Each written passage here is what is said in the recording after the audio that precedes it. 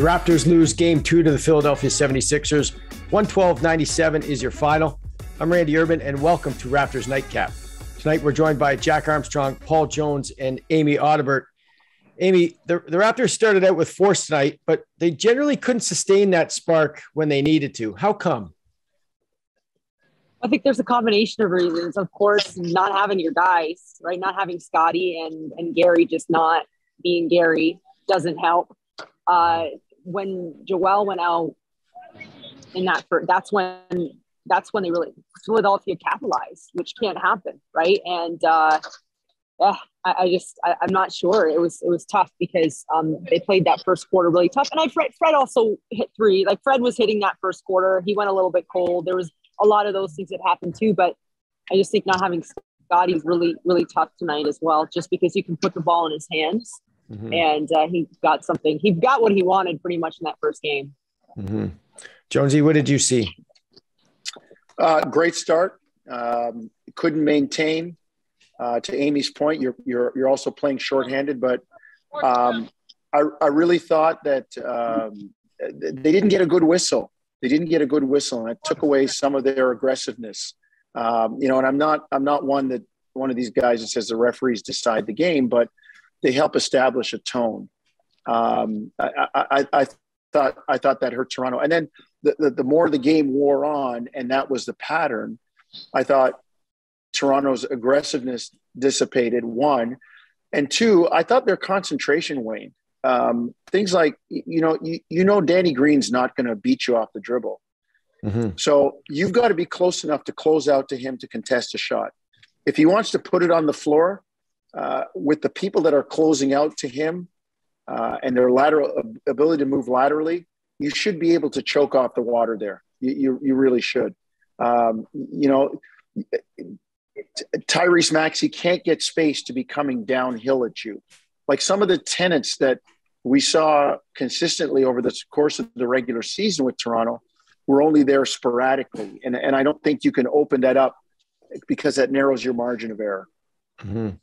Yes. Jack, there were 7 fouls called against Toronto before Philly was called for their first. Did you think the officiating was a little off at times? Yeah, I mean, I agree with what Jonesy said, and I said it on television tonight, early in the game. So yeah, that happened early, but the bottom line is then I just 2 things for me. I think number one, Philadelphia is way too comfortable. Mm-hmm. Yes. And that has nothing to do with the officials. I think the Raptor defense is just and again, you miss Scotty Barnes, you miss Gary Trent. Got to just make them more uncomfortable. I think and the second thing I'll say is, there's such a thing as another gear, and Philadelphia's got it. And that's what I'm watching right now. Now they're at home. Now we'll find out what that gear is when they go on the road. They've been an excellent road team. But normally your offense slips a little bit when you're on the road. And you hope that you see Toronto pick the defensive intensity up. But right now I'm seeing Philadelphia way too comfortable, and I got to hang that on Toronto. Toronto's given up 51 break points in 2 games. Mm-hmm. I mean, that's just way too much. That's way too easy. And then secondly, I just think that when I look at Philadelphia compared to Toronto right now, they have another gear that they're playing at, and Toronto isn't meeting that. Mm-hmm. Yeah, 67 points in the first half, Amy, tonight. What defensive deficiencies stuck out to you? 8 different guys for Philadelphia hit threes, and a bunch of them hit three of their starters hit 3 threes. And I thought that's fun. Like they look like they're having fun on offense. They're running, they're touching the paint, they're kicking it out. And like Jack just said, they haven't really gotten on their heels yet, because even in that first quarter, Toronto is picking up so many fouls that when you're playing a team where your starters have a couple of them have a couple fouls early, you're going, okay, it's a long game. We're just going to, wear this one out. And that's what happened. But yeah, they look like they're having fun. They're having too much fun playing right now for the playoffs. And I think that Toronto got a little bit better in terms of the identity. The offensive rebounding was better, but then the offensive rebounds were better. They gave up 22 points, fast break points.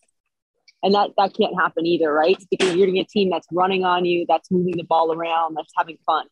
And I mean, that their home crowd certainly has gotten a couple of good games of offensive performance from their team. Jonesy, on some level, does it look like Embiid has figured out the Raptors defense? Yeah, I mean, he's getting help. And that's the other thing too. Tonight he got the ball early in good spots, was aggressive, was rewarded with a whistle. I think he had 9 or 10 free throws in the first quarter. And again, all of that helps set a tone and establish a tone. And look, in that first quarter, neither Maxey nor Tobias Harris scored. James Harden for, the game, you look at it, I think he had 14 points, but he had 7 free throws. Like he was 3 of 8 or 3 of 9. To me, he hasn't really established himself. He's played well. I mean, people will look at all the assists last game, but you get an assist when guys are making shots. It's not necessarily that he was making plays for all those guys. At times he was just swinging the ball to a guy for a catch and shoot, and he'd end up with an assist. So I did feel like Embiid established himself tonight and helped to set the tone. And the Raptors weren't able to consistently match it. And to Jack's point, they're very comfortable right now. They really are. And some of the tenets that we see in Toronto's defense that have showed through all year still haven't come out in their personality as yet. And if you're a Raptor fan, you're hoping it'll come back when you return home. Jack, were there some performances from the Raptors side that you liked that stuck out to you that maybe could be, positives going forward? Oh my goodness, OG Anunoby. I mean, in 2 games, he's been tremendous. The bottom line with him is the best ability is availability. Raptor fans want to see this 65, 70, 75 times a year. And to me, that's the thing standing in the way right now. I clearly see a guy who's taken the next step as a professional player in terms of he understands what the keys to success are for him, and he can execute them now in a game against good competition. And then on the defensive end, he can do it for you and guard all the positions and do it well. And he's a very bright kid. It's about staying healthy, and it's about being in the lineup. So to me, he's been a tremendous bright spot. And if you could see him playing, I mean, what are they? They win close to 67% of their games when he plays. If you could see him next season, there's nothing you could do about it right now. But if you could see him next season playing 70 games, you're not opening up here in Philadelphia. You're opening up at home. Can I also just add, I thought Malachi, I really liked his defense off the bench today. I thought that they threw him against Tyrese Maxey. Yeah. And I thought that he matched up really well against him. And even Nick Nurse in his post game said, Malachi was very close to starting this game tonight. So again, this is his first playoff experience. His role has been pretty inconsistent this year, right? Especially when Fred had to take some time off and he played all those minutes and he got hurt again. And so I thought he was really good defensively. And if you can throw him in there for a couple minutes here and there, and you don't have to score, you can direct a little, but just defend, right? Just sustain the defensive intensity. That's something that we might see now, especially back at home, game 3 and 4. Jonesy, who did you like? To Amy's point, I thought they did a nice job putting Flynn on Maxey, because what that relieves is the strength on strength with Fred. I like that from Malachi. I saw, to Jack's point, OG was good. I saw some flashes with Pascal at times, especially when he had the right matchups, when he had a Niang or a Harden, he went at him. I just didn't see it consistently from him. Like we saw him late in the season. He was like a battering ram. And I'd like to see him get back to that. I saw a little bit more from him than I did last game. So that's good. It's about what I see on the defensive end, Randall, more than anything else right now. And when they head back to Toronto, I want to see the defense come back to where it was. Well, you saw glimpses of it right on that 15-0 run. Like the intensity on the defensive end was up there, Jack. Why was that so difficult? And how do you sort of replicate that for longer stretches and more times? Well, it all starts with the ball, right? Keeping the ball under control, directing the ball into the direction you want it to go, bringing it to help sometimes, bringing it to situations on the floor that are helpful to your scheme and where you want it to go, where you want to avoid allowing it to go. Transition defense, they got to get back better. Again, I go back to what I said before, 51 break points. You got to slow the ball down. You got to sprint back. You got to communicate. You got to level it out. You got to get to the line of the ball. All the basic things that you teach your team. And it's a problem usually in October, in the early part of the season. But at this stage of the game, usually teams have to score against your half-court defense this time of year because you've had 82 games, preseason games, you name it, tons of practices to correct that. And to me, I think that's a big fire that's broken out right now that is concerning. That, you talked about that 15-0 run, Randy. They went against Toronto's half-court defense during that stretch. And my point is, you got to get more possessions where Philly's got to set up. Now, Philly's got a lot of weapons. And again, they got another gear and they can score against your half-court defense. Well, good for them, but make them score against your half-court defense. And lastly, Joel Embiid's so impossible to stop. When he decides to rim run and plant under the rim, I don't know how you dislodge him. I don't know how you do anything. But the bottom line is you got to chuck him and hit him the whole way up the court and don't let him get to the rim run. Yeah. And your whoever's playing your five has to shoot threes and hopefully make them, right? Because I just found there was a couple of possessions, especially that were glaring tonight, where he's just hanging out under the rim. Yeah.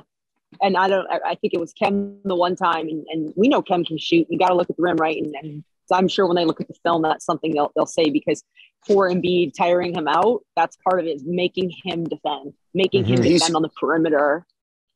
He's had a bit of a free pass defensively. And if you watch the start of the third quarter, go back and look at the video. He was out there, but he was resting. He was floating on offense. On offense, he was going, 3-point line to 3-point line. He was hanging out in the perimeter. He wasn't going down low on the offensive end. He was kind of hanging back in the lane around the top of the key.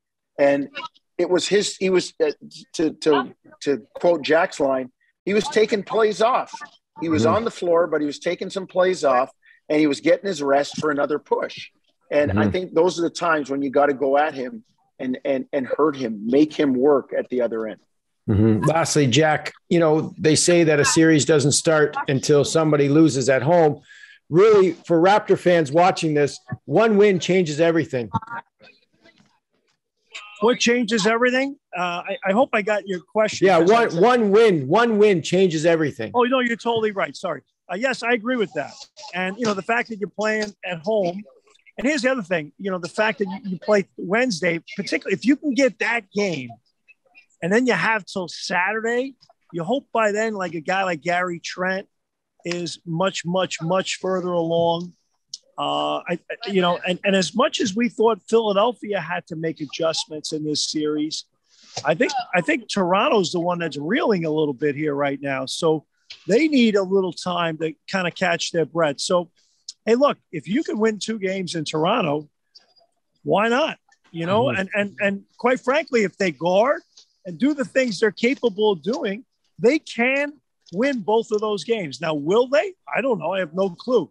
But they can win both of them if they get back to playing the D the way they can. Because I'll go back to the final thing I'd probably say again. Philadelphia looks too comfortable to me. All right, good stuff. They've done it before, so we'll stop it there. Next game for the Raptors at home, Scotiabank Arena, Wednesday night. Tip-off goes at 8 p.m. Eastern. We'll see you after the game.